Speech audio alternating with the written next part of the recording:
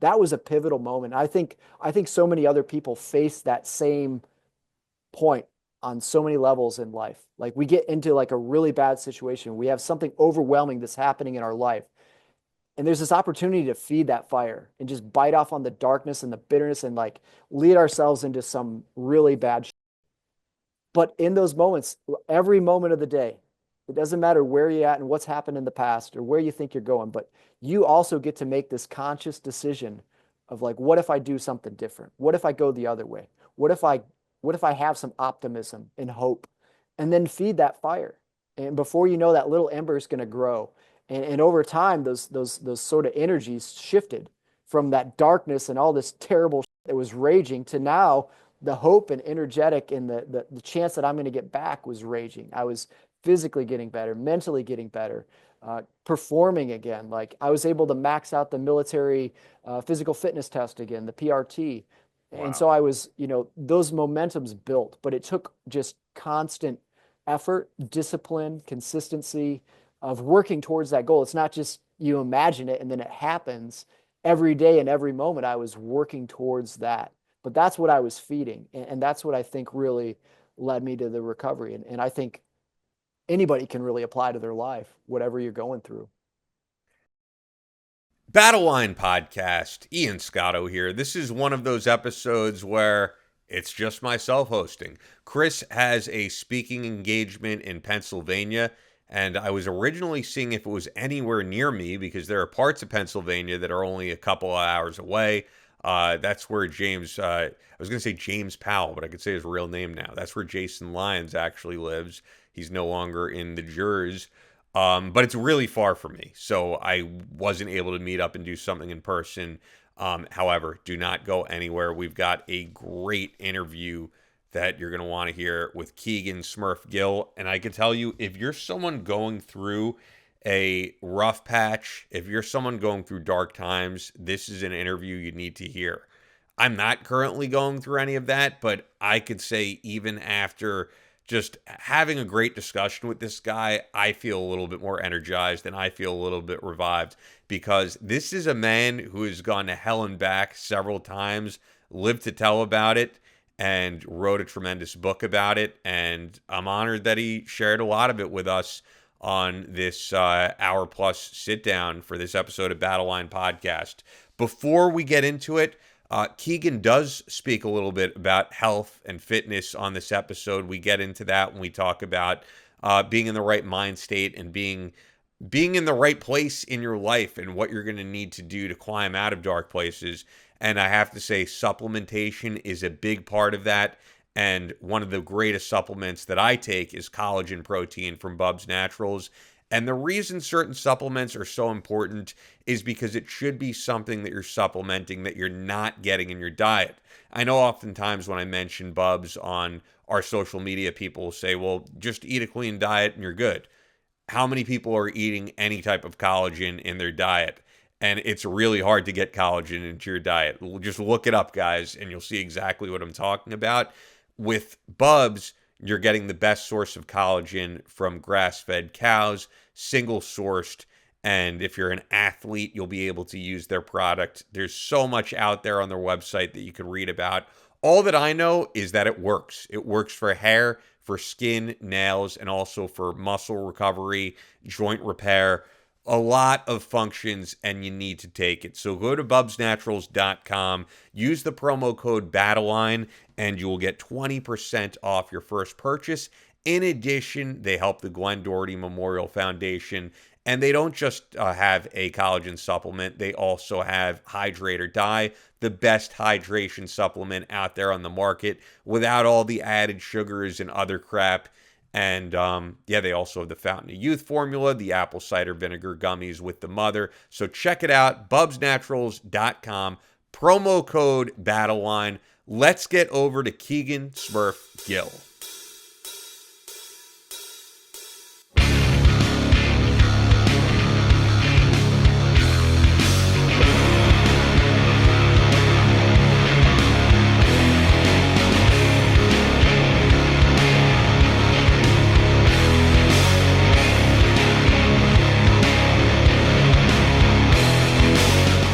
From From Kansas City to New York City, from planet Earth to extraterrestrial life in space, a podcast with no equal, engaged in unconventional warfare through your speakers and headphones.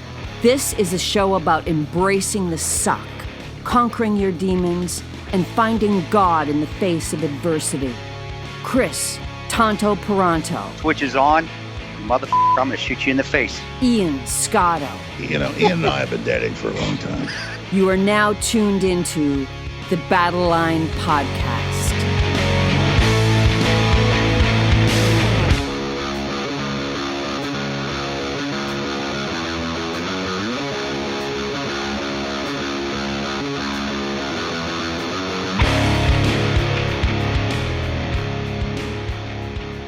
The Switch is on. Battle Line Podcast. On with me for the first time is Kegan, Smurf, Gill, the author of this book, Phoenix Revival, former Navy F-18 pilot, survivor of the fastest naval aviation ejection in 2014, which I know for you is like a crazy experience, but it's also sort of like your claim to fame of writing a book. And yeah, it's great to have you on, man. I mean, it is a very interesting book.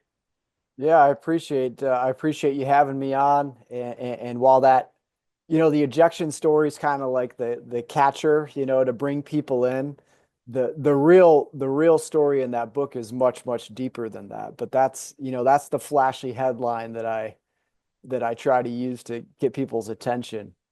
For sure. Yeah, and also how you talk about the treatment, the psychedelic stuff. I mean, we could definitely get into all of it. There's a ton in this book. You know what I noticed actually is like on the first few pages, you have the picture of you in the Ninja Turtles stuff. And I was like, I'm Yeah. pretty sure Kegan is probably around my age. You have to be because like that is my era. I'm 38. Okay, I'm 39. Yeah, so we're There like you the same go. age. So yeah, I think people don't even realize how huge, like that was the coolest thing ever Oh, back then, dude. and it still holds up today. Like I think you could put on the Yeah. first Ninja Turtles movie, and it still holds up today. Oh, it's so good. I mean, my son's getting into it now, so I get to live vicariously through his Ninja Turtle stuff. And he's getting into like the new stuff, or We watch some of the new movies. We got to revisit the old ones. yeah, I think the old ones are better. oh, of course, definitely. I mean, I saw the first one of the newer ones. I'm talking like the one that had what's her name again? The one who dated Machine Gun Oh, Kelly, Megan and Fox. yeah, the first one with her. And I don't know if it's just that I'm older, but I was like, this is unwatchable. But I feel like you go back to the first one from 1990, I think it was, and you're like, this is legitimately a good movie. Yeah, it's funny, dude. Yeah. Like just the humor of it all, and I like the old cartoon too. That was like my jam, when I was a Yeah. little kid. I have friends who still have like the cartoon on DVD, like the full box set of it. So anyway, we'll get into the book, but you know what I wanted to ask you about it. And by the way, I'm sorry Chris couldn't be here because Chris Yeah, is no doing a speaking worries. engagement. It would be great to do all of us, but maybe at some point in the future. Yeah, Um, yeah. I was going to talk about this myself in the intro, but I feel like, and I don't know your opinion on this at all, but just your military background, you would have some opinion probably. And I didn't say we are going to plan on talk about this, but whatever. The biggest story this week seems to be the whole Pete Hegseth thing using Signal to basically talk about what should be classified information and then adding that journalist to the group. What the hell is going on? Oh, I haven't been in the news this past week, so that's news Okay. to me. But yeah, I guess Signal may be end-to-end encryption, but I'm not sure you should be discussing classified information on it. Our squadrons got in all the fighter squadrons back when WhatsApp was supposedly end-to-end encryption. They were using that to distribute flight schedules, which was really convenient because then nobody had to log on with their CAC card to get on their work email to see the schedule being emailed out through the Navy network, which was great. But they got pretty poopy pants about that and actually made us stop even just sending out our flight schedule because they consider that I forget what the classification. It wasn't secret or anything, but it was still confidential information at one level. And so they started using Signal.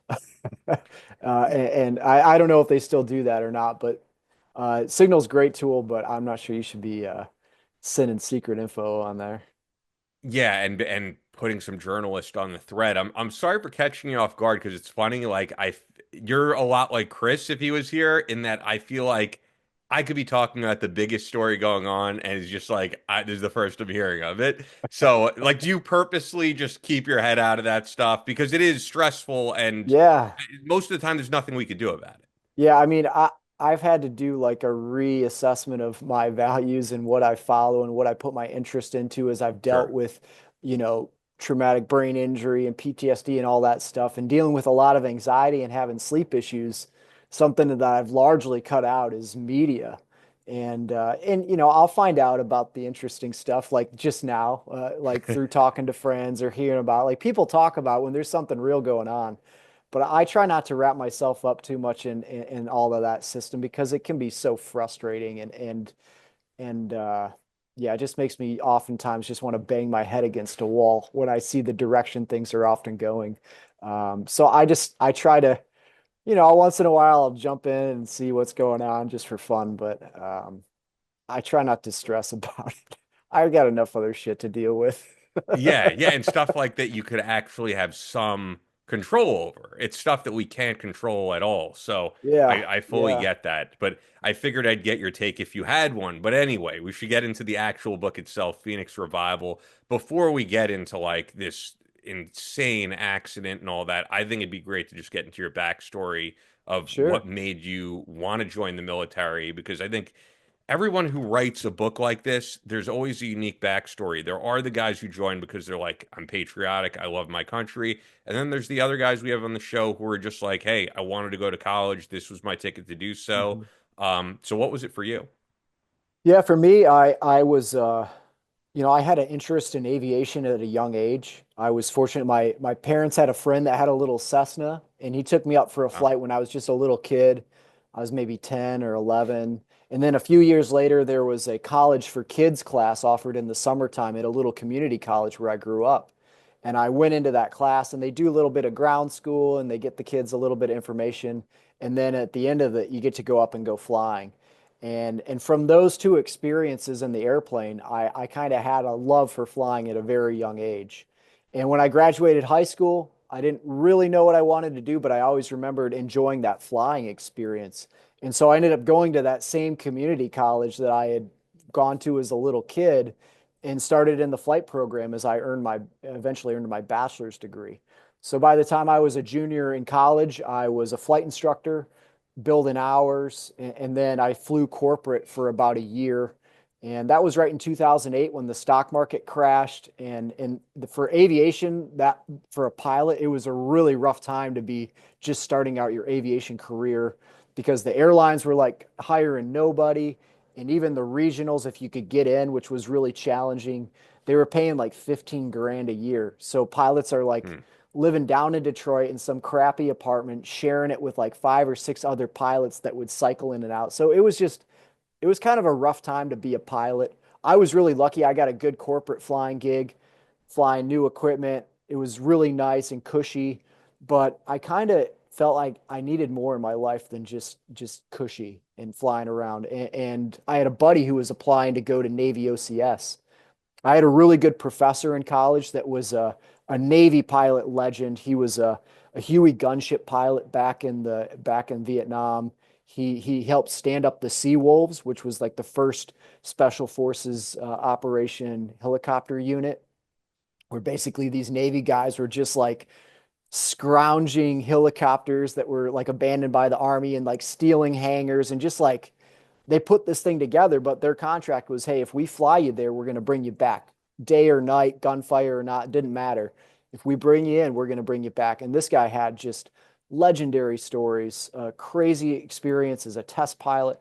And so I always had these stories of the military flying, and I always had kind of I had an attraction to the military, like the brotherhood of it all and the Sure. adventure of it all and the challenge of it, and the fact that like being in hard situations like that tends to bring the best out in people. And so I sort of had this Absolutely. romanticized version in my head as well. But growing up, I wasn't allowed to watch, like I couldn't play Mortal Kombat video games. Like I wasn't allowed to really watch anything violent. Was that Um, like a religious upbringing or something like that? no, not religious. My parents were just, they were just kind of against violence in general. And they tried to keep me from it. I couldn't have GI Joes, But of course Wow, that wow. backfired on them, and I think that made me have even more of a passion and interest in it. I had an uncle that was a Marine, so I had some in my family. My grandpa was in World War II, but my parents themselves were kind of like actually. I think they were a little apprehensive and upset that I was going into the military initially, but they became very supportive. But I ended up putting in a package for Navy OCS, and got picked up and then went through the training. And it sounds like a little bit later in life at that point, right? You must have been mid-20s or Yeah, I was a little bit older than guys coming fresh out of the Naval Academy or ROTC. So I had a little bit of life experience at that point. Not a whole lot, but I'm just when you talk about getting into the Cessna at age 10 and all that, I'll be completely transparent. I'm terrified to get into one of these little aircraft. So, I yeah, I think that's a very special thing. Like, were you terrified the first time you flew in one? I remember that thing climbing out at like 500 feet per minute, it's like the little flying lawnmower. And I remember feeling like this thing's like a fighter jet. Like we're climbing so fast and being scared, like my heart racing. But that excitement was kind of what also caught my interest. While I was a little bit scared when it was happening, as I kind of realized like I'm okay, I really fell in love with it. So were you inspired later on by military movies and that type of thing? Because since you said your upbringing, that wasn't really what you were watching. Yeah, I mean, as I got into high school, I started watching more stuff like that. I watched Top Gun. I watched We Were Soldiers was one of my favorite movies. I watched like Apocalypse Now, Full Metal Jacket, and I kind of got into that culture a little bit and always had a little bit of an interest in it. But I just never thought that I could go in the military to fly. For whatever reason, I just thought like your dad's got to be an admiral. You have to go to the Naval Academy. There's no way like some community college kid can go fly fighter jets. At least that's what I thought. And then I did some research and found out, and my friend Mark kind of pointed me in the right direction. That no, if you have a 4-year degree, you can apply. You don't have to have any flight experience. You still have to, just because you get in doesn't mean you're going to get a pilot seat, but you can go in on a pilot contract that you apply for as long as you have a 4-year degree. And if you make it through the big one is, the military physical for the pilot is really robust, and a lot of people get cut from that. You have to have the proper anthropedic measurements, like your leg bones can only be so long. You can only have such a tall stature. You can't have like T-Rex arms because you got to be able to reach all the. So there's a lot of things that, um, you know, cut people out along the way. But Yeah, that's but pretty interesting unfortunately, because like you could be equally as passionate as you, but yeah. just you don't have the right genetic makeup. Yeah. Unfortunately, there's a lot of dreams that get crushed, is what they call the NAMI whammy, where you go through that initial flight physical. And then the training gets really intense too. I mean, it's so competitive. And I think having a little bit of flight experience helped in certain ways, but it also made it more challenging in others, in that like I had to relearn to do the things I already knew, which can oftentimes be more challenging than just learning them brand new from the start. Um, but but yeah, it was a roller coaster of emotion, and every day at work, your career is on the line. Like you can always just be one big mistake away from losing your job, getting cut from the flight training program. I'm just wondering with those standards, do they try to squeeze anyone through who they think is a good fit, but maybe doesn't fit those particular standards? And I'm wondering because, like, we've had Nick Irving on the show, who's Army Ranger sniper, and Nick said on the show he wanted to be a Navy SEAL, and he's legally colorblind, and he couldn't do the tests that they were asking to do, and somehow, like, they kind of moved him over to the Army side and he became a sniper regardless. Does anything like That's that ever cool. happen? Yeah. Like being a good dude is absolutely a very important component of going through training. And I think in many ways that may be even more important than being just having a high aptitude. Like there's certainly a level of ability that you have to have. But if you are somebody who's just a good dude and you're working hard and you're progressing and you can get over your shortcomings, that will often propel you through training in ways that if you were just an arrogant prick that nobody liked and you were a rock star, like that also gets people cut from the flight program because as you go in before you wing, and especially once you want to go into the strike fighter syllabus to start doing more tactical flying before you get your wings and maybe go fly F-18s, they do a review board with you, and it's really character based. They're seeing if you have the character to go into that community, if you're going to fit in, and if you're going to be a guy that people are going to want to work with, and if you can handle the stress. And so, it's they don't change the standards for what you actually have to be able to accomplish and do. And there was one point that they did change the standards back when there was a big push to bring women into the strike fighter community. Sure. And there were some really bad lessons learned from that when they were like, there was this political push, like, hey, we need more women to be fighter Yeah. pilots. And unfortunately they pushed through women that were not, they did not have the aptitude and they got killed. But fortunately that's shifted back. And I mean, there's women out there that are way better pilots than I'll ever be that are badasses. But to push through every single woman just because they're a woman into that pipeline, I mean, you say out of a group of like 10 guys that are going into the flight training program, only a few of those guys are going to maybe be qualified and have the ability to get into the strike fighter phase of it all. Now you have maybe 1/10 of the amount of women going in, if that. Yeah. And so if you try to send every single one of those women into the same pipeline, it's just not going to work out. Unfortunately, they've learned that lesson, and now, yeah, you've got to meet the standards, but having a good character goes a long way, and I'd imagine any military training out there.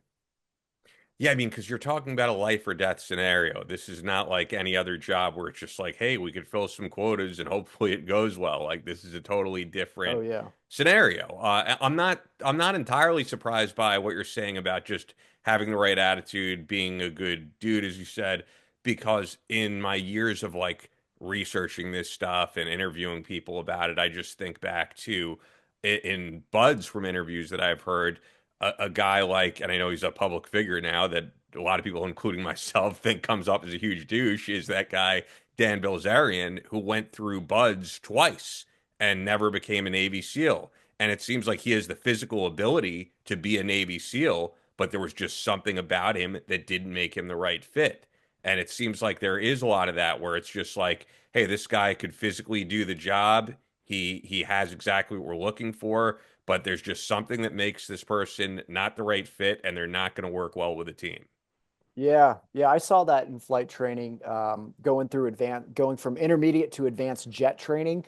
There's a big review board that you do, and there was one guy that got called into his interview. He was at the top of his class academically, super smart guy. He was doing well in the aircraft, but when he got into that review board, they asked him, "Why should we pick you?" And his answer was he pointed out all the flaws in every single other guy in his class and Hmm. just like ragged on all of them. And they're like, okay, so you're the kind of guy that's going to tear down your buddies to get into this. Sorry, we don't want you to come this route. And he ended up not getting into the strike fighter community because of that. So, yeah, yeah, it can just be a little personality thing that can really, even if you're the smartest dude and the best pilot, like that's a huge factor for sure. Yeah, that does make sense because yeah, you're going to have to work with these people and that shows poor leadership ability, I would say. But yeah, with that, like getting into the start of your military career and where things went, I like I said, I want people to pick up the book, obviously, Phoenix Revival, so you don't have to reveal everything. But yeah, I'd love to hear about how it all began once you were actually in it. Yeah, it's about 2.5 or 3 years before I earned my wings. I winged in May of 2012 out of NAS Kingsville after flying the T-45 Charlie Goshawk. And from there, I selected the Super Hornet. So I headed to VFA 106 in Virginia Beach and I trained in the F-18 Super Hornet. And arriving on the first day at that hangar and to see these, they're so much larger than I had, imagined them or seen it. Like when I used to see the Blue Angels fly when I was a kid. Oh, I love seeing them. Yeah. But when you get up close to these things, it's like, oh, these are massive. And so it was very surreal for me to show up and be like, I can't believe I get to go fly these things. But I made it through that training over the next year.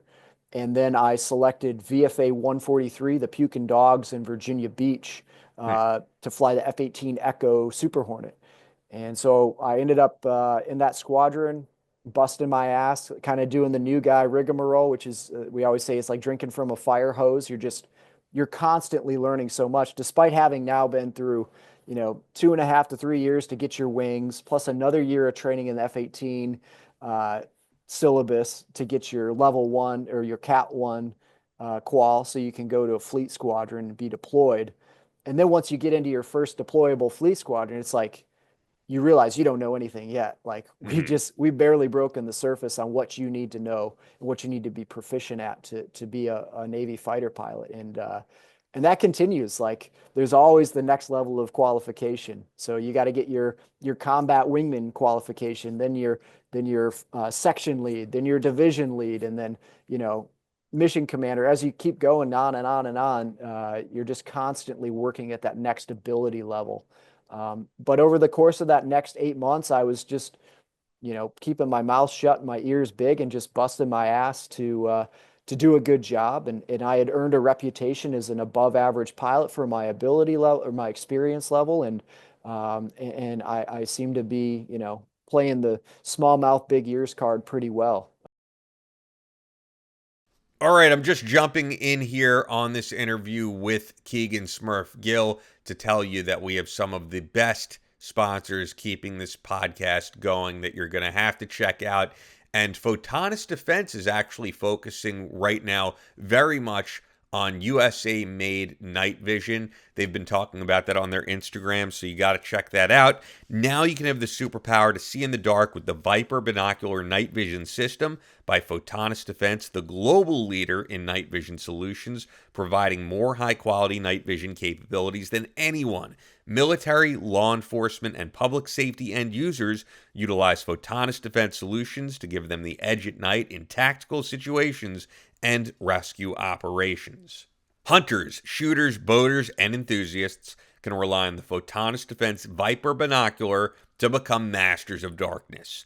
The new Viper Binocular system carries the same features and benefits as the Photonis Defense Viper Monocular.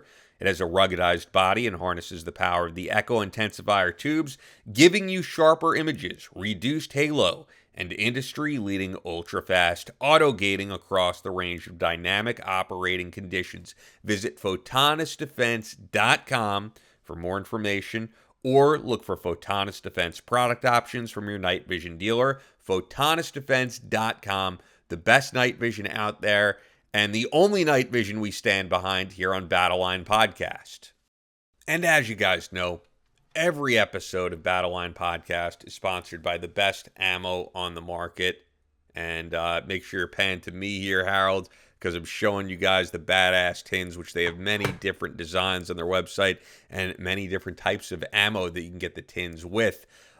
They've been up with us since day one, so we always love and appreciate what they do. Check them out. Fort Scott Munitions is a manufacturer of multi-federal patented solid copper and brass CNC spun ammunition. It's designed to tumble upon impact in soft tissue, leaving devastating wound channels for faster bleed out and quicker incapacitation.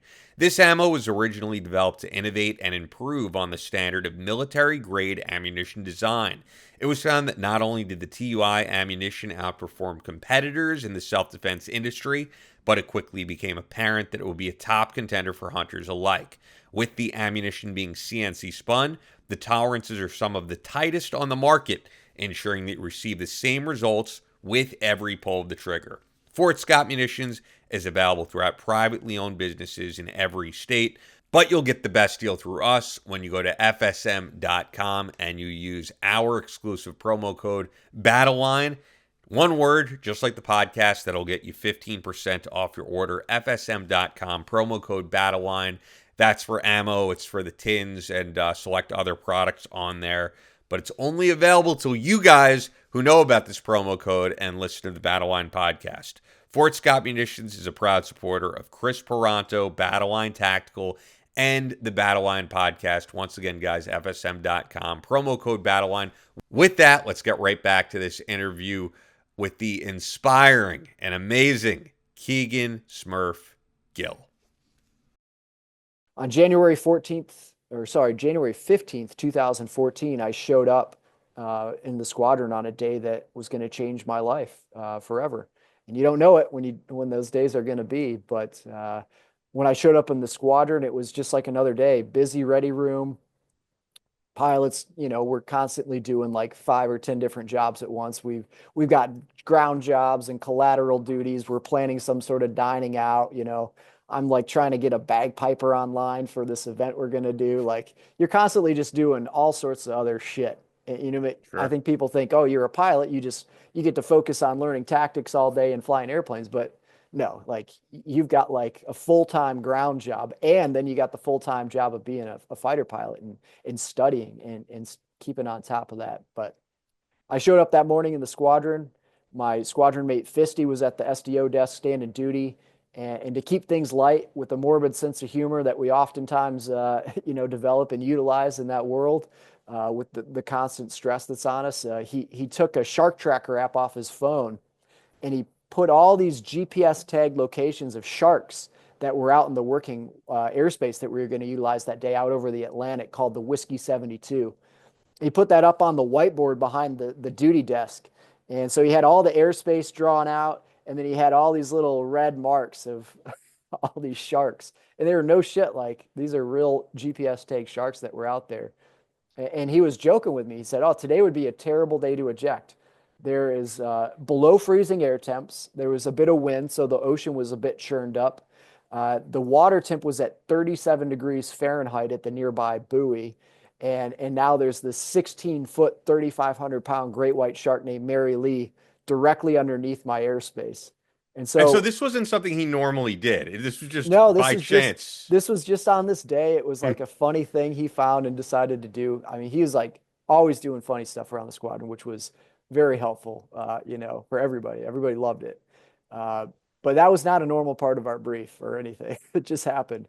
And so after like maybe an hour after that conversation with Fisty, I was out over the Atlantic practicing dogfighting. And we got to our last set of fighting for the day. We had hit Joker fuel, meaning we had just enough fuel to knock out one last quick set of fighting. And so we set up for that last round of dogfight. So this is probably the epitome of what people think when they think fighter pilot. It's a couple aircraft or more within visual range trying to shoot each other down. In this case, it's training, but our training is mimicked as close as possible to the real thing. While we're not actually hosing off real missiles or shooting actual 20 Mike rounds at one another, we're still doing all the mechanics, and we're still like validating these shots and everything to see, like, no shit, like, who won this fight or not. And it's very dynamic. You're flying the aircraft, talking on multiple radios. You're operating an attack radar, sensors, defensive systems. You're sort of this 4-dimensional chess match that's happening very rapidly, all while you're under a lot of physical stress. You're pulling 7.5 Gs, and at that kind of G force, now your body weighs 1,600 or more pounds. Just your head and helmet is like having 150 pounds on your head. So you're in the midst of a high intensity interval training workout while you're doing this. You're squeezing your legs, your core, you're fighting to breathe. And so there's a lot going on. Yeah. And in this fight, we came to the merge where our paths cross, and I rolled my jet inverted, and I pulled my aircraft down at the ocean. Now, typically this vertical maneuver would take about 5,000 feet of vertical airspace. I was at 10,500 feet when I started this maneuver. We have a 5,000 foot hard deck that's set for training purposes. So in case we do make a mistake, there's that 5,000 feet of extra room, almost a mile of space for screw ups. So I maneuvered the aircraft, not fully realizing the airspeed that I had gotten up to, which was above standard for our setup, and multiple reasons that kind of had cascaded into this decision. But I made a mistake, and I maneuvered the jet nose low at a very high airspeed. All would have still been okay, except as the aircraft accelerated and I was pointed basically straight at the ocean, I hit what's called the G bucket. And this was a point where the aircraft thought there were bombs on the wings that weren't actually there. And so it overrode my control input in an effort to protect itself from overstressing what it perceived as a bomb loadout. Um, Mm. and this was kind of the worst case scenario. It'd be like going around a sharp corner in a sports car and then having your steering wheel kick back halfway. Only instead of skidding off the road, I'm now stuck in this dive at the ocean. And the way I perceived it was I was pulling that 7.5 G's. I could feel that 1,600 pounds of force as I'm craning my neck up to keep sight of my adversary. I can feel that, and all of a sudden it just eased. And it was like the worst feeling in the pit of my stomach as I look down and I'm face down at the ocean is rushing up at me and the Jeez. aircraft is not responding to my command. And that's called out of control flight. When the aircraft does not respond to what you're telling it to do, now you're an OCF. Um, And was and this very something quickly, you did wrong, or was it a malfunction with the aircraft? it was a combination. So there was multiple causal factors after the investigation, but one was we set up in a non-standard setup that ended up kind of creating a dangerous situation. Two, I maneuvered the aircraft nose low above Top Gun recommended airspeed.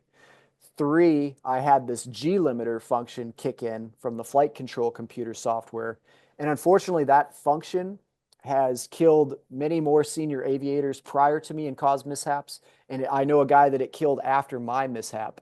Most other Generation 4 fighters and all Generation 5 fighters, as far as I'm aware, they have a similar system, that protection system, so it won't overstress the aircraft, but that is linked to a ground proximity warning system. So that same system on the aircraft that can detect a pending collision can override that G limiting function. And even I think the F-22, if that thing is on a collision course, it'll actually override the pilot's control input and it'll pull like 10 Gs to pull those guys out of a dive to save them.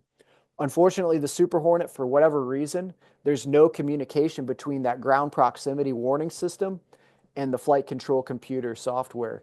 So Hmm. it kind of it creates this dangerous situation that can be very insidious and it just rapidly onsets at the worst possible moment. And like I said, unfortunately, it's killed several people and kind of exacerbated my situation. But all those things come together and the ocean's rushing up at me. I hear the radar altimeter go off, letting me know I just went through the hard deck. And very quickly, the ocean's just rushing up, filling the canopy. And 2 seconds before impacting the ocean, traveling at 695 miles per hour, so nearly the speed of sound, I pulled the ejection handle. And just the sense of dread and the overwhelming ground rush, I knew there was no way I was going to be able to recover this aircraft. And in a last-ditch attempt to survive, I pulled the handle. A normal ejection is very violent. Even if you're straight and level below 180 knots airspeed, guys still get flail injuries where they damage their arms and shoulders. Guys still get their spine compressed because when you pull that handle, a rocket motor ignites and it boosts you out of there. And there's a 50 G instantaneous force that just like crushes your spine. And that eases to Wow. 12 to 14 Gs. So imagine yourself weighing 14 times what you weigh, sitting here on the ground, and it just crushes you. And then to make matters worse, I impact the airflow at that speed. So I basically impacted the sound barrier with my body. And it turns out the human body is not terribly aerodynamic at the speed of sound. But that just ripped my head off, traumatic brain injury, smashed my face to hell. I broke my C1 in my neck from my head whipping back. I broke my left scapula, my shoulder. My arms flailed so violently, it destroyed my left radius and ulna, severing the median nerve that controlled my left hand. My upper arm bones broke. The right humerus tore through my right brachial artery, causing internal bleeding. The gear on my vest all ripped off. The dry suit that I was wearing to protect me from that frigid ocean water all shredded open, leaving me exposed to the elements.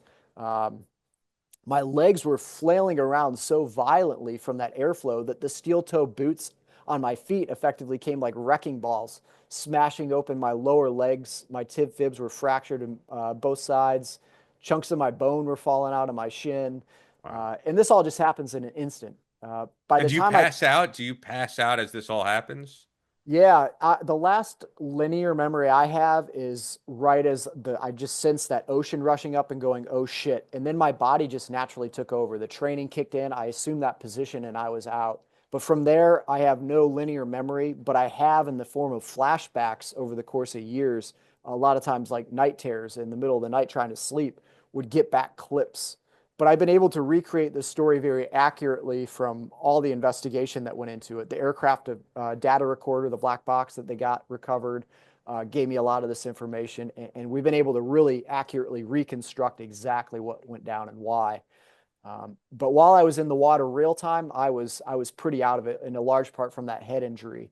But I do have clips of the parachute that had just saved my life very quickly sunk underneath that ocean swell and started to pull me under, drowning me alive. And so I had a lot of clips of being in that situation, thinking, one, I'm bleeding out, and there's a shark that's going to finish me off at any minute, and just that terrible sense of dread when you need a breath of air and you can't get it is a pretty awful sensation. Did your team assume you were dead? No, my flight lead, fortunately, he spotted my parachute opening. And so he was able to drop a GPS mark of my position, which was now very rapidly changing as I submerged into that ocean current and was being pulled along. But he very quickly coordinated an on-scene commander role and got the search and rescue effort underway. And so they had Coast Guard, they had multiple Navy helicopters en route. They had a fishing vessel that got over there to my position, a Coast Guard vessel that was en route. So there was a lot of effort coming. Whether I was dead or alive, they were gonna do their best to get me out of that ocean. And it took about 2 hours before a Navy H-60 showed up and was able to get me out with a rescue swimmer, and rushed to a level 1 trauma center in Norfolk, Virginia, where when I arrived there, I was, destroyed. I had coded several times on the flight. I was lucky to be alive. I was extremely hypothermic when they took my core body temperature.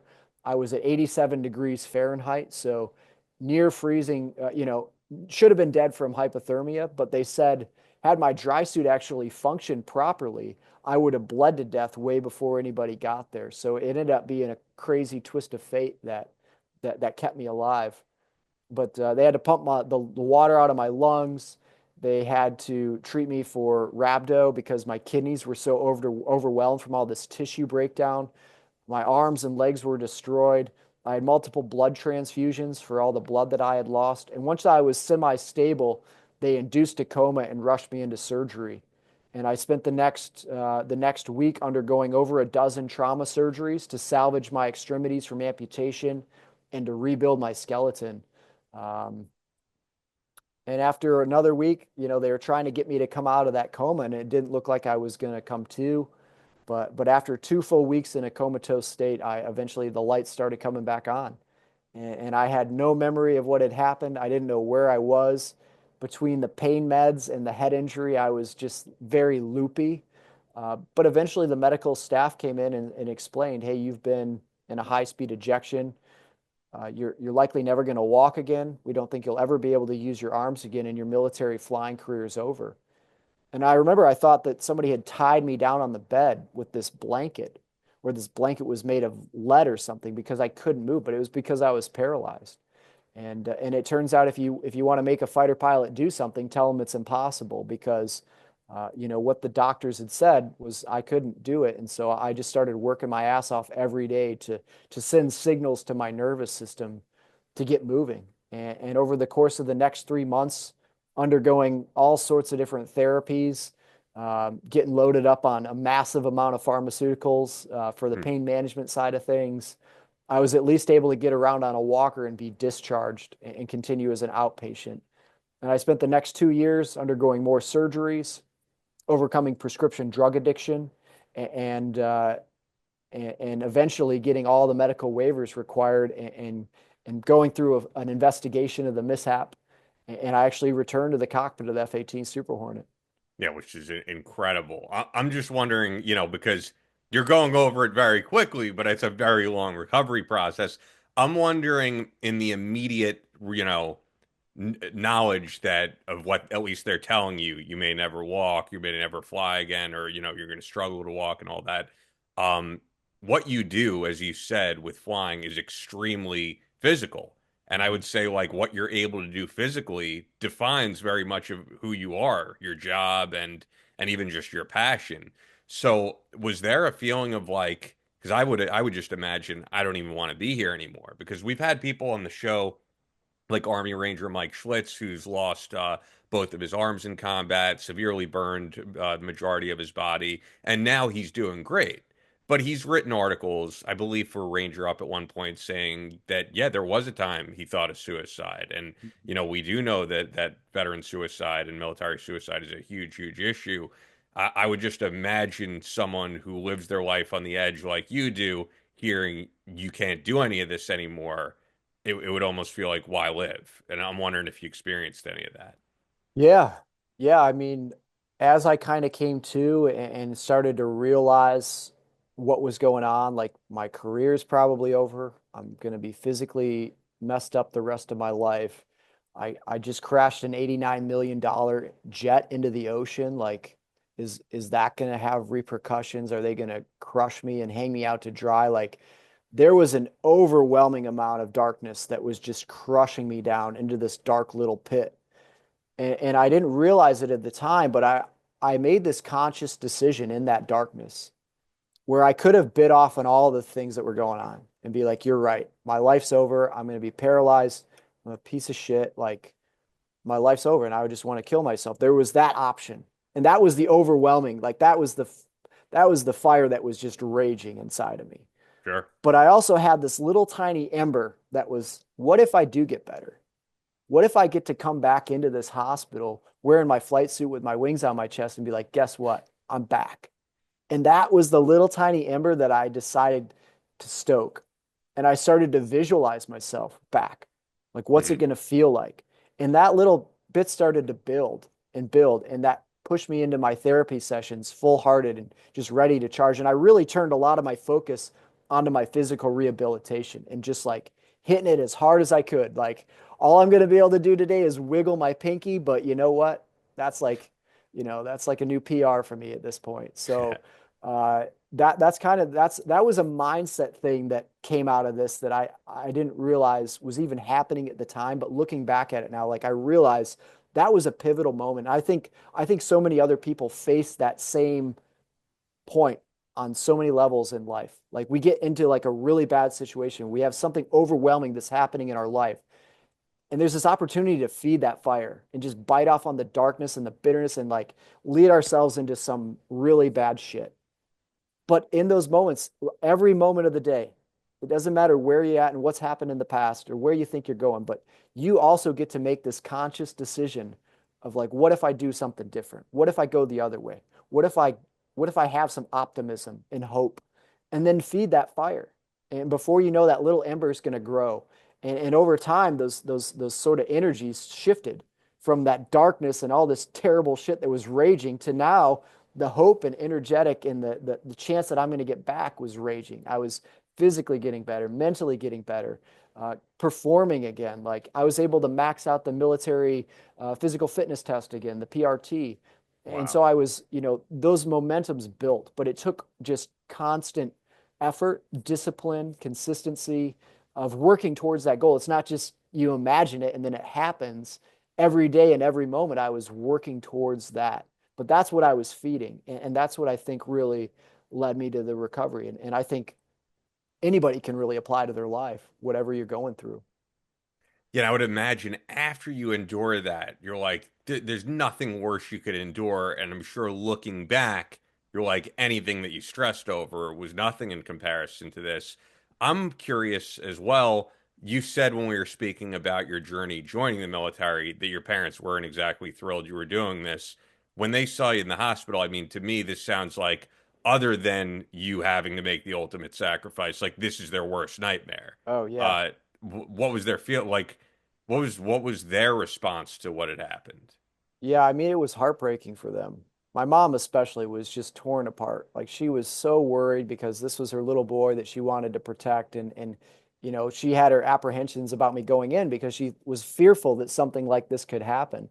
And when my family actually got the call from my commanding officer to say, "Hey, your son's been in a mishap," it was actually kind of a good thing that they misunderstood him because he had said, oh, he had fallen. I don't know, but they basically, my mom and dad kind of had interpreted it as like I was like climbing up the ladder to get in the jet and I like fell off and like, I don't know, bonked my head on the concrete at the runway, you know? So their whole trip to come see me, like that's what's in their mind. Like, oh, he's all right. He just fell off the airplane, like that doofus. He's hit his head, growing up way harder than this probably. But when they showed up, like it all sunk in, like, oh no, he ejected from a jet at the speed of sound. He is jacked up, and it was pretty hard on my parents, definitely. I would imagine, man. So, how long was the process from hospital bed to back in the cockpit? And also, once you were flying again or about to fly, I would just imagine there had to be some overwhelming sense of fear that the last time you had done this is you had to go through what you went through. Yeah, I mean, I had been working at that goal. It took me 2 years from my ejection date, almost exactly 2 years before I went back into train to flying the F-18. Um, it it was a long, difficult road, especially the prescription drug addiction stuff was a battle that a lot of other vets have to face. But that whole time, my goal was to get back into the cockpit, and so it was kind of like it was a little bit anxiety when I finally got the word of, hey, you're going to go back and fly because it was like the day of. I was, at this point I was focused on my therapy, but during the day I was working like an office job at a computer. And the wing commodore comes in and he's like, "Hey, what are you doing today, Gill?" I was like, "Oh, just working on this." And he's like, "You want to go back and fly?" I was like, "Yeah." And I'm thinking like I'm gonna have a few weeks to like at least get ready. And he's like, "All right, you're classing up today." And it's literally on the other side of the same hangar. And I go down and I kicked it back off again, right back into the jet. So Do you have to you take it know, easy at first? I mean, are you really doing all this dog fighting immediately or so what? so because it had been 2 years, I had to go back through what's called a CAT other syllabus. So I had to go back into the F-18 training unit at 106 and go back through a whole syllabus to retrain in the F-18. Jeez. Um, and in that time, I get to it was a refresher on the emergency procedures, all the basic ops of the aircraft. Then you start getting into using the radar and intercepts, and then you do the strike phase where you're doing close air support and bombing. And then you go into the fighter phase. We're actually fighting the jet and air-to-air combat and dogfighting. And then it all ends with training in CQ, carrier qualifications, where the biggest test and the hardest thing that fails the most people out is you get to night carrier qualifications and you got to land this jet on the back of a moving aircraft carrier in the middle of the night in bad weather. And that's, I think, about the most difficult thing you can possibly do in a jet. It has landed on that. But got back through all the training successfully and then returned to the fleet with VFA 136 Nighthawks and was back again doing the real thing. And this is kind of where the happy ending Disney version of my story would be. But this is really where things take a turn that became even bigger challenge than all this other stuff I've described. And things get really gnarly for me. So is that more, as you mentioned before, drug addiction stuff? And because I know, as you said, you're an advocate for the psychedelic treatment, and we Mhm. can get into that. But is that what you're referring to? Yeah, so what I started to deal with was, I likely had an unresolved brain injury from the ejection. I had another incident in the aircraft where the pressurization system was suspected malfunctioned. The F-18 community at that time had a lot of other aircraft to the point where they started putting hyperbaric treatment facilities to treat the decompression on the aircraft carriers. Um, but it was suspected that the pressurization system in my jet malfunctioned, causing a rapid decompression, which, if anybody's a scuba diver out there, they know what DCS is, or the bends. If you come up from depth too quickly, the pressure change is so rapid that the nitrogen that's in our blood can come out of solution and form little bubbles. And you can get that in your joints, and it's very painful. But if you get that going up into your brain, those little bubbles can actually block the blood flow to your brain and give you like aneurysm or stroke-like Hmm. symptoms. And so that's called type 2 decompression sickness, which is where you get all these mental dysfunctions. I came back from a flight and I was really out of it. And I tried to just tough it out for like a whole day. And the next day I was even worse. I was having panic attacks. experiencing vertigo, which I had never experienced before. Um, my heart was just racing, like something terrible was about to happen. I could not sleep for was now the second night in a row that I just could not fall asleep. And finally, I cried uncle and said, I don't know, something's wrong. And that was when I was rushed to a dive base and treated in a hyperbaric facility for type 2 decompression sickness. The result was, I felt a little better after that treatment, but there was some chaos going on within my brain. And they didn't really recognize it at first. They gave me a delayed onset PTSD diagnosis, which led me down a path of dealing with mental health that was incredibly destructive. And unfortunately, the conventional approach to dealing with mental health conditions is this emotional focus on it, and talk therapy and pharmaceutical drugs that don't do anything to actually cure what's going on. It just masks the symptoms temporarily. But just like the pain meds, as time goes on, you need more and more, which comes along with more and more side effects. Um, in hindsight, I had a traumatic brain injury upon another traumatic brain injury, and the physiology of my brain was just not working properly. But instead of focusing on healing that, the focus was on the emotional piece of it, which was incredibly frustrating, to have gone through so much with the recovery physically, and now to be told like there's something wrong with you, but it's all in your head, like it's an emotional thing. Like I just need to get over this is kind of how it was presented. Um, but no, really, the physiology of my brain was not working. My brain was physically damaged. The neurons and things were not running as they should.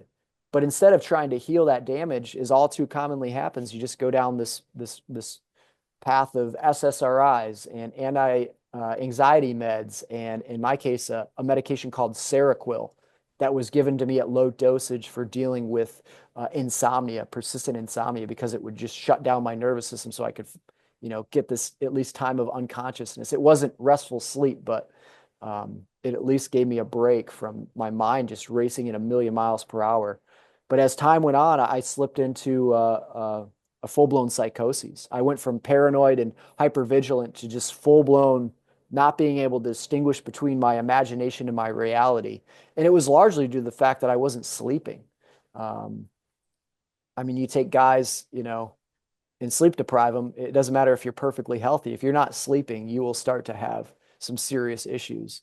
That eventually led to my medical retirement. I became suicidal in that I thought I was a piece of shit that just let everybody down that had believed in me to get back in the cockpit. I was letting down my squadron mates who were already overworked.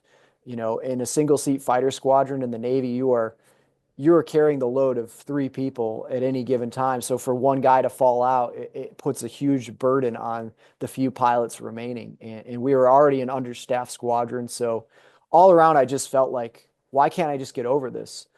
And I had crawled myself into such a dark hole that I was ready to put my Glock in my mouth one night. And fortunately, my wife and my brand new born son were laying right next to me in that bed. And the only reason I didn't put that gun in my mouth was because I didn't want to wake them up. And I put it back in the end table and closed it. And I went back to sleep, or tried to sleep.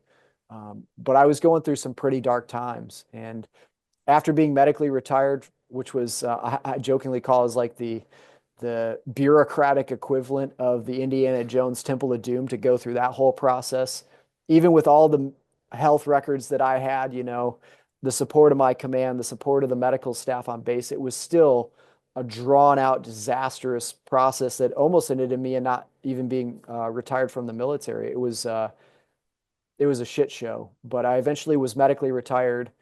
I moved back to Northern Michigan with my family and then started treatment through the VA system, which went You even working at the deeper. time at all? Were you? No, I was non-functional. Wow. I mean, I could barely read a paragraph without forgetting it.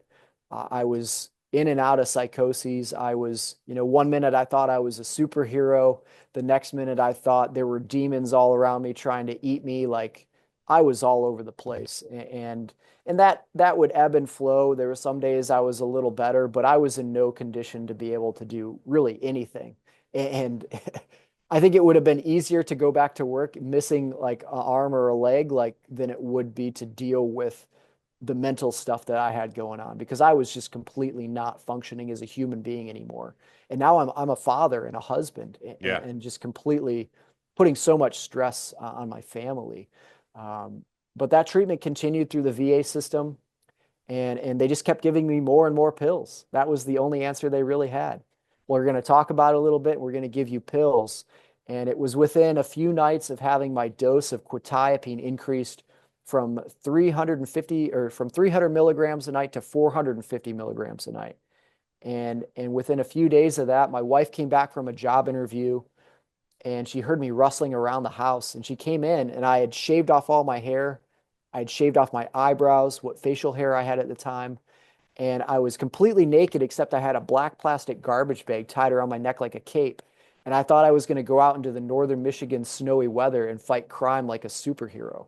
Jeez. Um, and Which it's fortunately, hard, you on some level you want to laugh because it's an oh insane yeah, image, but at the same time you're just like, I mean, this sounds like past the point of no return. This yeah. sounds like the stuff we're seeing from like Kanye West right now.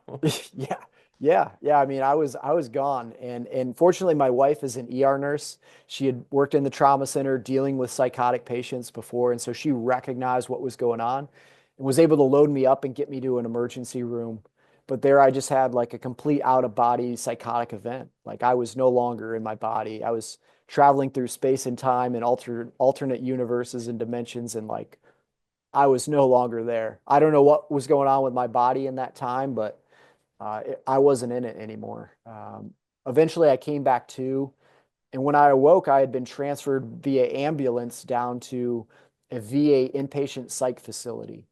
And as I came to on the floor of that place, still in psychoses, I was just a mess. Like, um, eventually, as I started to become more lucid in that facility, what I witnessed was truly abysmal treatment of American veterans. I mean, just all the conditions that you would put on somebody to make them worse were what was what was happening. In the military, I got to go through some survival training where you get to experience what it would be like to be a prisoner of war in captivity, and the same things that you would do to a prisoner to break their will and get them to do whatever you want. Sleep deprivation, uh, malnourishment, not giving you good food, not letting you sleep is a huge one. Confining you, and treating you less than human. These are all the same things that happen to American veterans in these inpatient facilities. It's not an easy place to sleep to begin with because everything is hard tile and concrete walls, so everything just echoes up and down the halls all night. There's a bunch of other dudes in your room and in the facility that are dealing with their own psychoses in and out, and people are yelling and screaming and fighting in the middle of the night. And then on top of that, every 15 minutes, they were required to come into the room and shine a flashlight in my face to make sure I wasn't hurting myself. So you can't sleep. And you take a perfectly healthy, mentally and physically robust military member going through survival training and you deprive them of sleep for a few nights, they will start to have visual and auditory hallucinations. That's just normal. Now you take somebody who's already in a psychosis and you do the same thing to them, like what do you think is going to happen? It's not going to be good. You're confined into this little tiny facility. We were lucky if we got to go outside once a week into a concrete yard that was Wow. surrounded by metal fencing and high-rise brick buildings. There's no sunlight, there's no exercise. The food is abysmal, highly ultra-processed junk. Like you're not getting good nutrition. Your options for drinking are either this artificially flavored, artificially uh, colored iced tea mix crap that just covers up the tap water so that you can't taste it. It tastes like it came out of a broken hot tub. And that's about it. And like, it's a disaster. And oftentimes, if you're a person who's in and out of psychosis, it's natural not to really be treated like a human anymore because the staff members are oftentimes way undertrained, understaffed. There's a few really good ones that I saw down there, but a lot of them just don't really know what to do. And so you oftentimes don't even get treated like you're still in your body anymore, although you oftentimes are. Um, I eventually tried to escape that place. I was kind of detained against my will and had a pretty violent confrontation at one point that led to me being injected with something called Hell, which should just be called hell because it makes you, at least it made me feel like I had insects crawling underneath my skin all across my body. All I wanted to do was rip my own skin off and run and scream. Eventually, I came to drooling on myself. I was escorted into a room with a woman that was supposed to be my attorney, my legal representation. And she had me, while literally drooling on myself, scribbling my name on these documents that I had no ability to comprehend. And what that had done is it had committed me to the facility. It stripped me of my constitutional right to bear arms. And it also put me on the law enforcement information network as if I had committed a felony. Um, and so eventually, with the advocacy of my family, I was able to get out of that facility. But I was just a broken human being. I How had long were gone you to, there? I spent 40 days in that facility. Wow. And it would have been a lot longer had my family not rescued me out of there. But it was abysmal, man. Like, and to this day, there's other vets that are stuck in those same facilities. Some of them are maybe better than others, and some of them probably worse than what I experienced for these VA inpatient psych facilities. It's a nightmare. But when I got out, I felt I had just slipped through this thin veneer of society into this dark underbelly of reality, and I saw that, you know, the government doesn't give a shit about veterans. And I went into a very dark place to experience that and see what was going on. Like, how can this be how you treat other humans, other people who have served their country honorably? And I became very dark and bitter and non-functioning. They just kept piling on the meds. I was on the verge of divorce. My kids would come up and try to play with me, and I'd tell them to leave me alone. Um, but I was fortunate to stumble across a book called How to Change Your Mind by Michael Pollan, and that talks about the use of psychedelic assisted therapy to treat mental health conditions. And that opened my eyes to this entire network of veteran organizations out there that are serving the military members to get them real help, because the VA is not giving the guys help they need. It's maybe better than nothing, but oftentimes it's worse than nothing, Sounds like it. Yeah. with these pills and these facilities just completely not being managed properly. Um, but what I found was the use of psychedelic assisted therapy was transformational. I got into what's called Heroic Hearts Project, got to go down to Peru and experience several ayahuasca ceremonies with Shipibo, the native people there, and just had a life transforming experience. And I also got into some traumatic brain injury treatment facilities. And they all there's this whole world of modalities for healing mental health issues and brain. Because, I mean, mental health issues are your brain, when your brain's not working the way it should. And there's a whole world that can help with that, with nutraceutical supplementation. Just what you eat, what you drink, what you put into your body is incredibly important. Your prioritization of sleep. Um, but over the course of several years of getting access to these modalities, my life transformed and I got my life back. And I wrote a book about it because Sure. I wanted this word to get out to more people. And that's why I do these podcasts. And I appreciate you helping to share messages like this, because I think many generations of veterans before us didn't get to hear this kind of information or even realize this stuff was out there.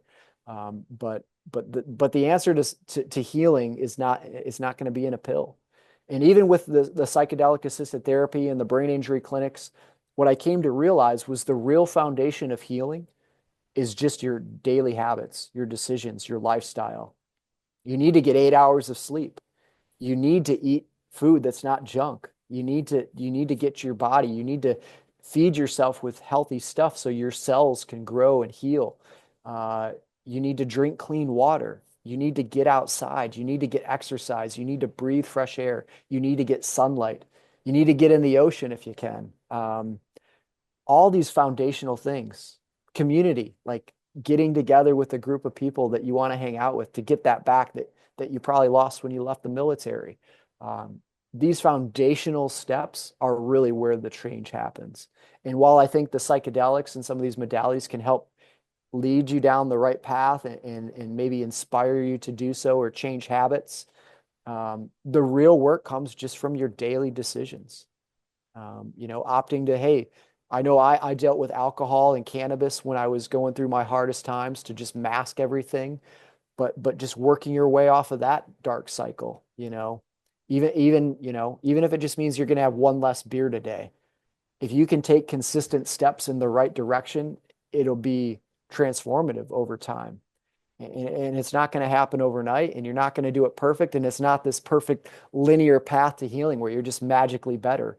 Um, but if you work at it and you just have the discipline on yourself to to move in the proper trajectory, and it doesn't have to be perfect, but over time you can really come out of an incredible amount. And that's why I want to share my story, is like, this doesn't just apply to me. You can come out of some dark shit Yeah. if you have the mindset, if you keep that little optimistic ember glowing, and you work towards it. You can really overcome. The human body, the human mind is so resilient, uh, if you have the mindset and the drive to do so. Yeah, when you're describing where you were at that dark place, it's like it sounds to me on the surface, it's like this is the point of no return. This is past the point of no Yeah, return. Because you were the equivalent of when you walk around. I'm on Long Island, but I'm close enough to New York City. But you walk around New York City and you see these guys on drugs just like mumbling to themselves, yeah. sometimes like shitting outside in public. Like you were in that same mindset Oh state yeah, as these people that we look at as like crazy lunatics, quite honestly. yeah, So yeah, it is inspiring, honestly, when you hear that if you could get out of that, then I think there's hope for just about anyone.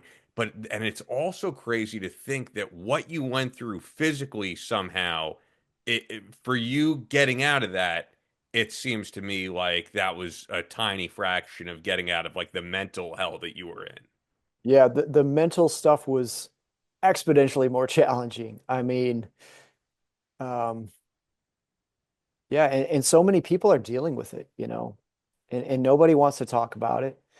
Everybody goes through shit. You don't have to be ejected at the speed of sound. You don't have to be blown up in combat to experience depression and Yeah. anxiety and these things that can kind of consume us from the inside. And we put a mask on, we drink our cup of coffee to get going in the morning to keep us, and drink the booze at night to conk us back out. And people can get into that cycle, and you can go a long time like that, but it doesn't have to be like that. And a lot of people are suffering. And um, yeah, I just want people to know, like, you can find this whole new life, and you can build that for yourself, no matter where you're at, no matter what you're dealing with. But you're absolutely right. I was had I not had my family support, I would be one of those guys living on the street if I wasn't dead already. No doubt. Yeah, and I think that when people pick up a book like this, they'll get something great out of it. But at the same time, as you're saying, how everyone goes through this, you don't have to compare your own story to the No, Keegan Gill story because no. I'm not a military veteran. I'm a civilian. I went through a bout of depression, but honestly, very minor compared to what you went through. But it was probably a good year or over a year where I just felt like I didn't want to do anything. And I think people who haven't experienced don't understand because it's I'm a big proponent of exercise, but when you're in that mind state, you feel so mentally fatigued that you don't want to do anything physically. I would go to the gym and after 5 minutes I'd be like tapping out. I'm like, I just don't want to do this. You're Yeah. so I think everybody goes through something in their life. It doesn't matter if you're rich, poor, ethnicity, or any of that. Very few people have experienced what you have from the physical aspect, but I do think they could read this and say, man, if this guy could get out of this and then get to where you are now, there is some hope. I'm wondering with the psychedelic stuff too, though, there are people who hear about that being used as alternative treatment and they are kind of scared of it. I mean, it sounds like a very it's definitely alternative. It's not what we would think of in terms of conventional wisdom. And then there's also people who would think you're substituting one substance for another substance. Yeah, yeah, there is definitely a stigma against those substances, and it's just a completely different experience than a drug like heroin or meth or even cannabis or alcohol. Like, Like it's something that lifts you up. And it's also something, yeah, you can go down a path with that where you're overusing it. No doubt. Like there are people doing that. Like they go, "Oh, I need a psychedelic experience and I need another one and another one." And they chase that experience. And you can also have a huge psychedelic experience and not integrate anything from it and actually dig yourself into a deeper pit by, after you have a psychedelic experience, you sort of get a nervous system reset. To use Michael Pollan's analogy, it's like a fresh snowfall over the ruts of all these negative emotions and behaviors that have become your personality. And after that experience, you get to stand at the top of the mountain with this fresh powder to go down. But if you come out of that experience and you go right back into the same shitty situation, hanging out with, maybe people who aren't a good influence on you, doing shitty stuff to yourself, you can just deepen those ruts that were already there. And no doubt, like this can make it worse.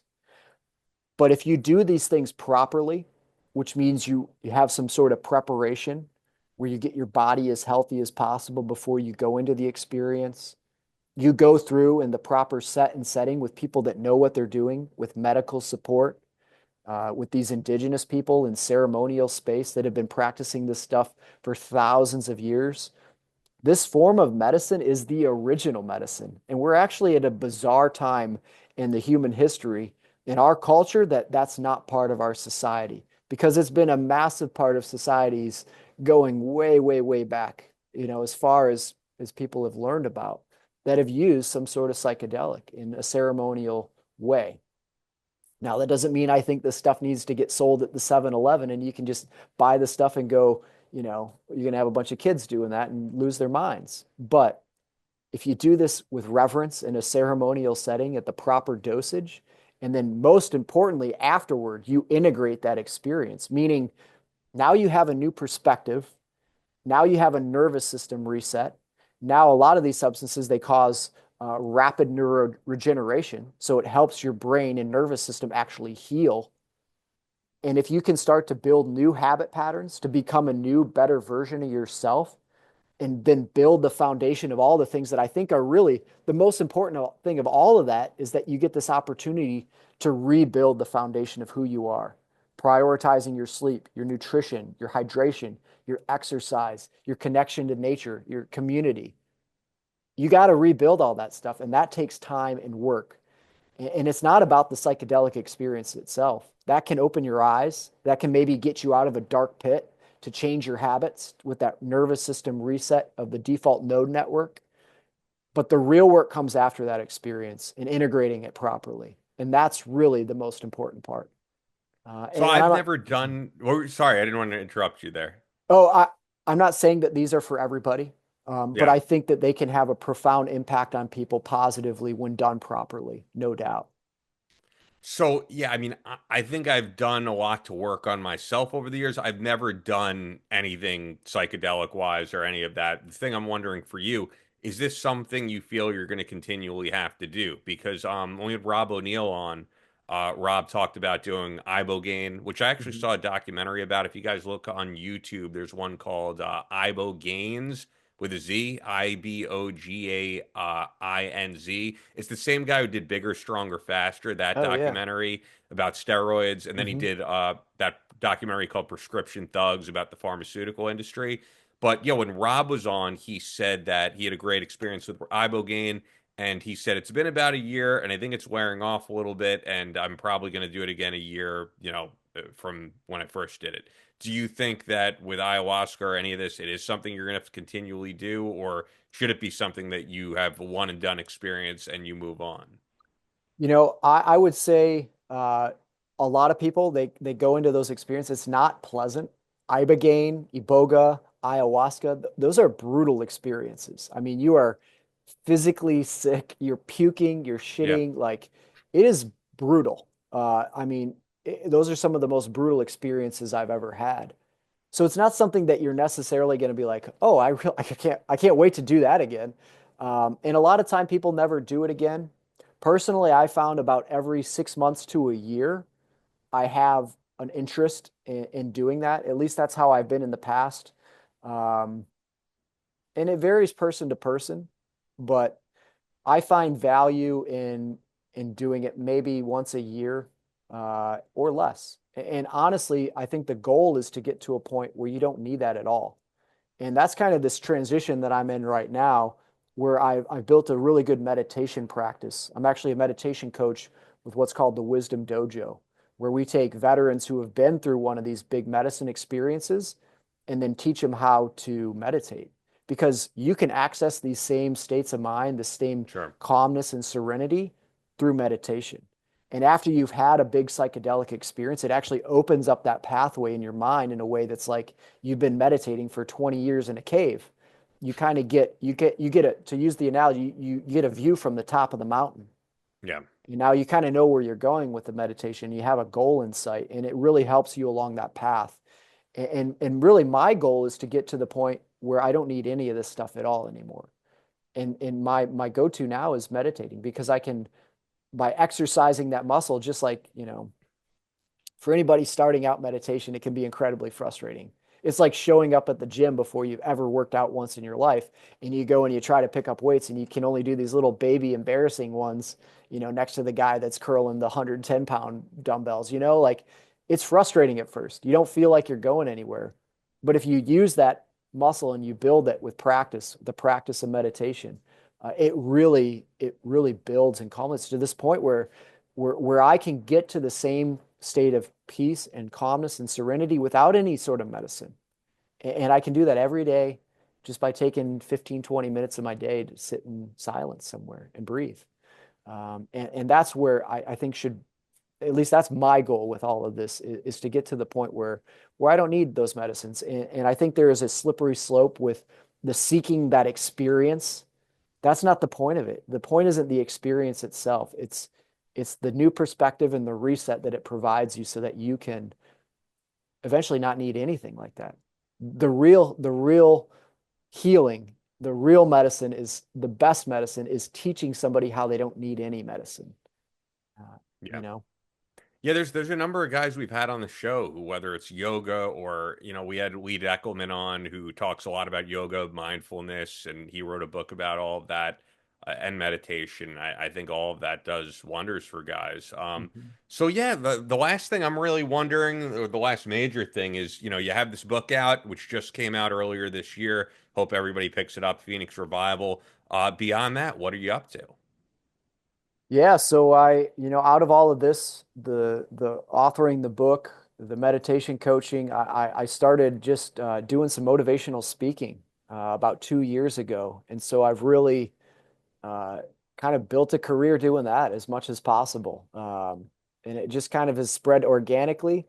I'm in the process of turning it into something bigger, to where I can get into a speaking bureau and start doing that more full time. But that's something I've really enjoyed, is If just Chris getting. was here, he could probably help you out with it because that's why he's not on with us. He Oh he is a yeah. part of Kepler's Speakers Bureau, so Oh, he's nice. constantly doing that type of stuff. So, if we do a part two of this, he's definitely someone who's done a lot in that world. And I know it took years of getting to the point where he's at now, but Yeah. it's definitely a big part of how he makes a living and also helping people along the way.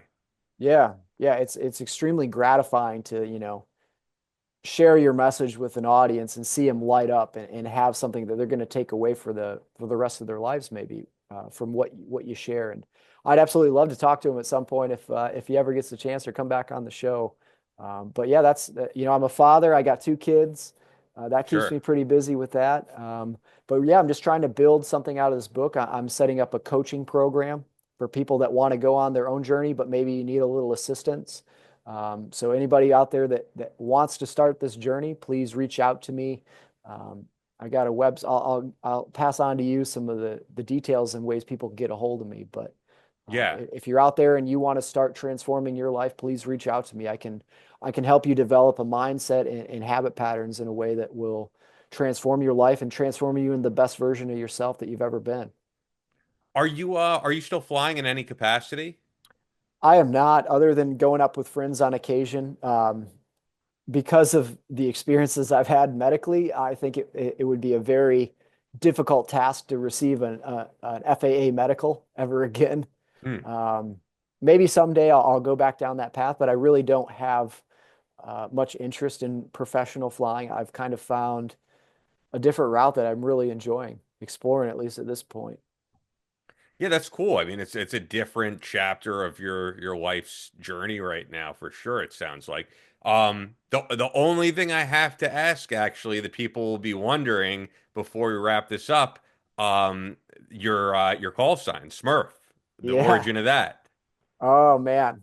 Well, you know what? I'm gonna say you got to get the book so you can Okay, hear that's it in its fine. full That's entirety fine. We've because covered a lot today. it's part of the story, and there's a lot more to the story. I know today we just kind of brushed Sure, over it sure. very quickly, but Yeah, I want to people to give pick you up the book. Because we've done an hour and 15. There's way more in this that people are oh going to so much more, so get. much more, and a lot of stuff that can help people out there. There's a lot of resources and practical tools in there for people.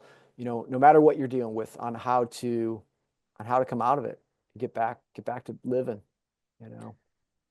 It's awesome, man. I mean, there's many, at this point, I've interviewed, I really do think hundreds of veterans with books. And you start to think sometimes, all right, these are all going to mesh together. It's all kind of the same thing after a while. And it's really not. Everybody has their own unique story that they have to tell. Yours is extremely unique, extremely vulnerable. And I think people are going to appreciate that transparency and that authenticity that you bring. So pick it up, guys. KeganGill.com, at Kegan Smurf Gill on Instagram. I'll have links to that in the description. And man, this has been awesome. It's been inspiring to me, and it's been a great discussion. So thanks for doing this. And a few people hit me up saying that we got to get you on, which Nice. happens often. And if you decide to launch a podcast at some point, you will notice that even this, which truthfully you've been on bigger shows, just being honest, this is a mid-level show. I know you've been on with like Andy Stumpf, which does way bigger numbers than us. You'll notice like when you launch a podcast, you were just getting bombarded with guest suggestions every day. And I have to be like, no more guest suggestions because I can't possibly book all these people. We do the show once a week. There's so many great people to get on. And there's hundreds of people literally that have been told you got to get this guy on. But like this is definitely one that was very worth it. So I appreciate it, man. Well, I appreciate you having me on. I know you could, like you said, you could have 100 different people on. So I really appreciate you helping to share my story and this message, and I'm glad you enjoyed it, man. I enjoyed it. You're a great host. You really Thank you, man. Thank you're you. easy guy to talk to. You know. I try to be. It's funny when you say the whole like speaking engagement thing. I don't think I would be great at that because to me this is a totally different medium. Like I love just having a one-on-one conversation, asking questions and learning the story and hearing guys out. It's a little bit more of a shy person's medium. If I'm on stage in the center of attention, I don't know if I would thrive in that necessarily. This is more my speed for me. You got a very personable personality. Like I think you could do it if you had any interest ever. Maybe. But yeah, I appreciate it. Thanks again, man. Yeah, you bet. Thanks for having me on. That's all for this episode of Battle Line Podcast. But we're always posting new content on social media. Follow us on Instagram at Battle Line Podcast and on Twitter at Battle Line Pod. That's an order. Be sure to subscribe so you don't miss any new episodes up every Tuesday. Leave us a review on Apple Podcasts or your podcast platform of choice. Believe in yourself. Face all challenges head on. And as always, never quit.